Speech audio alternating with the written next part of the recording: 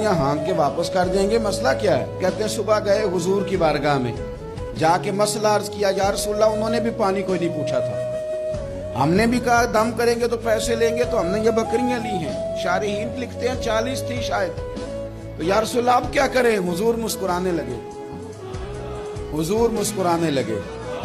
जिसके गुच्छे से लच्छे जड़े नूर के, उन सितारों की नुज़हत पे लाखों सलाम, और जिसकी तस्कीन से रोते हुए हंस पड़े, उस तबस्सुम की आदत पे लाखों सलाम, और उनकी बातों की लज्जत पे बेहद दुरूद, उनके खुतबे की हैबत पे लाखों सलाम। हुजूर मुस्कुराने लगे और मुस्कुरा के पूछा, अच्छा पढ़ा क्या था?